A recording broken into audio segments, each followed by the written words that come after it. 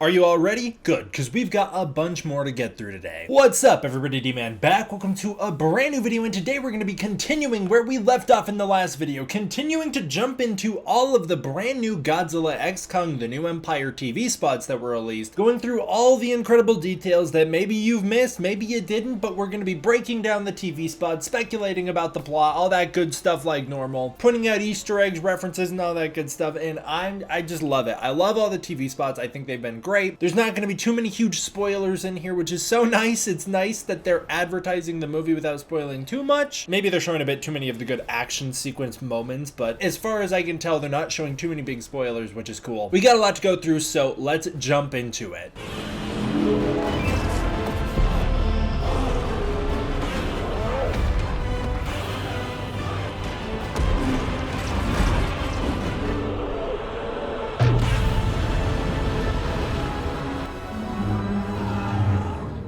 I got a lot of comments in the last video being like, come on, don't end there, talk about the rest. Well, that's what we're here to do today. We're going to talk about the IMAX TV spot, the Unite TV spot. The Unite one's so juicy. And just in order to keep the runtime of this video down, so this isn't a huge one, that's actually all we're going to cover. In the final one of these, or maybe the final one if we cover all of the TV spots, all the ones that I'm aware of, unless there's more that I don't know of. We'll cover the Chinese TV spot, the Kong vs. Skar King ad, and then the Suko and Kong ad, which are all pretty juicy as well. But for this one, we will be covering 24 things you potentially missed in the IMAX TV spot and that Unite ad, which, like I said, that is the biggest one we've gotten so far. As far as I can tell, there were 9 or 10 TV spots for Godzilla X Kong, the new Empire released. Also, if you're able to find any of these TV spots in higher quality than like I have access to, please let me know where to find those as well. Starting out with the IMAX spot, which was actually released on Twitter a little bit before. We don't really know where this comes from, but this is a different ending of the main trailer in IMAX version of it. And we start out with Suko leading Kong to a utopia in the Hollow Earth, and this appears to be right after they very first met, as Suko is probably bringing Kong to the Skar King cave. The way that Kong's carrying the axe and walking just like any old lumberjack man here as Suko brings him around is so God of War. I'm not the first person to notice that, but it's got big God of War vibes. And this shows Kong's feeling quite casual, feeling like he's overcome all the threats in the Hollow Earth, showing how little he knows about the Hollow Earth and why it is going to be so easy for Skar King to beat him up, because he's underestimating the world he's living in.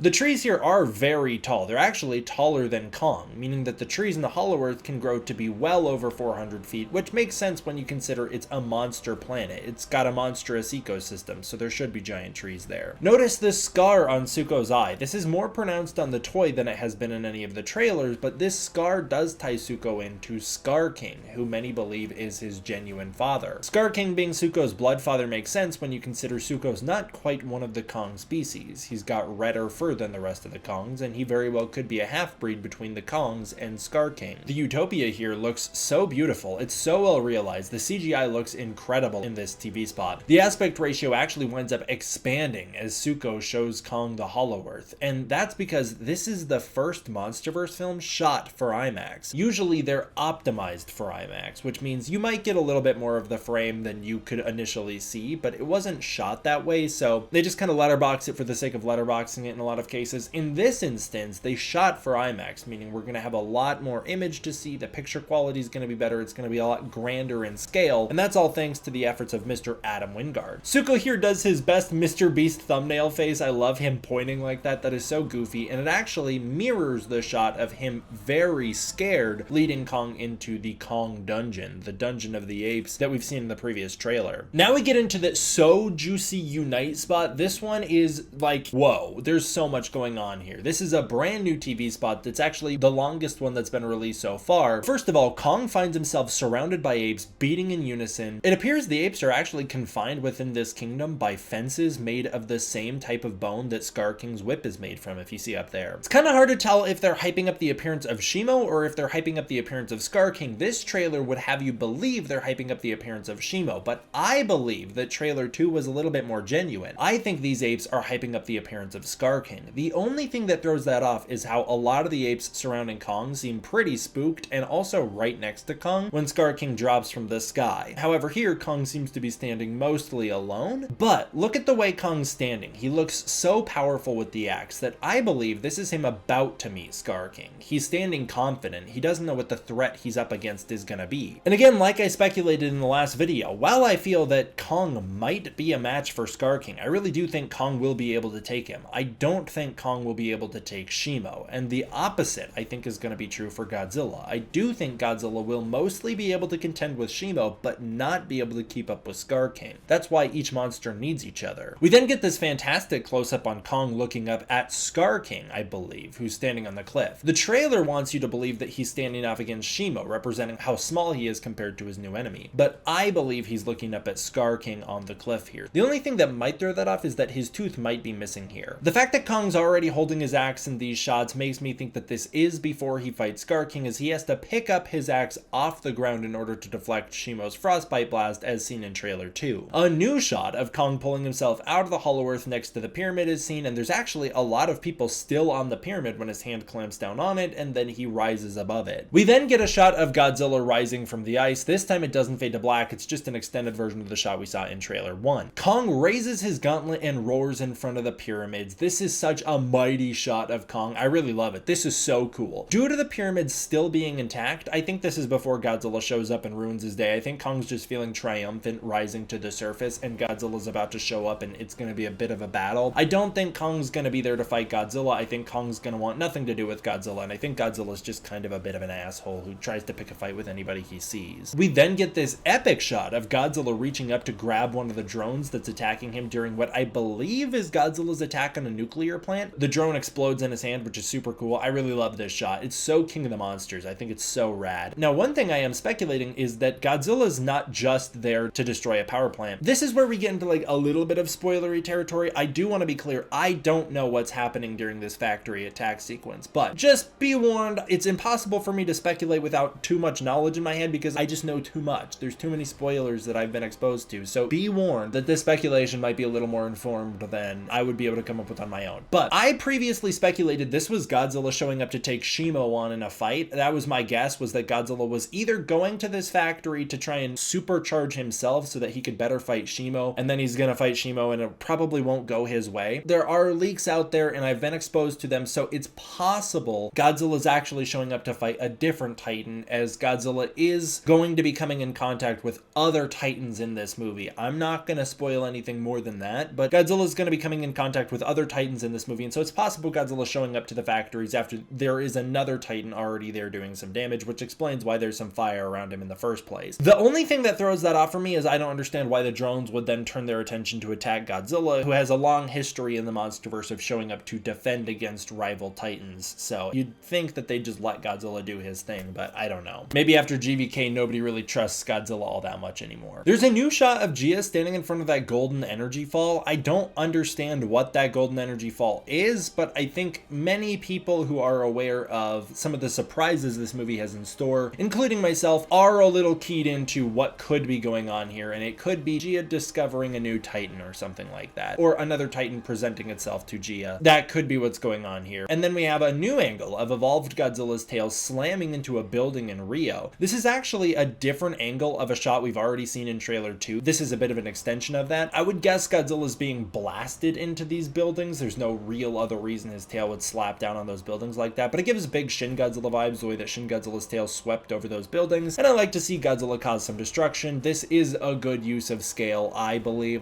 that this is a good use of scale, so I'm glad that the final battle is seeming to take place in Rio, because that is going to ground the fight with some relatable scale for us to understand and relate to. The final bit here shows Kong and Suko, and they are in this beautiful brand new biome in the Hollow Earth. This is a continuation of the IMAX spot very clearly. Suko plays in the water while Kong stands in front of the mountains filled with these beautiful, colorful minerals. I think that this is Suko just simply opening Kong up to a new part of the Hollow Earth, and I would guess that Suko's leading Kong to Skar King's lair. I'm not sure if he's leading him there because Suko's leading Kong deliberately into a trap, or if Suko comes across Kong, then feeling free and like he's finally being being protected against Skar King, he's able to kind of have some fun with Kong looking after him, and eventually leads Kong to Skar King specifically because he's hoping Kong can liberate the other apes. I'm not entirely sure what Suko's intentions are though. Well, that'll do it for this one, guys. Sorry to cut it short. I know there's more that we're excited to talk about. I'm excited to talk about those too, but that's for the next time. So that'll be where we end it here today, and then the next one we'll pick up right where we left off, and we'll finish off the TV spots, assuming I find them all. Thank you guys so much for watching. I want to give a huge thank you to my patrons over on Patreon for their support on the channel. By supporting the Patreon, that is the most direct way to support this channel, and through that you can get early access to content, access to the Discord community, and more. Thank you guys so much for watching. I hope you enjoyed. I will see you guys next time for the next one. D-Man, out.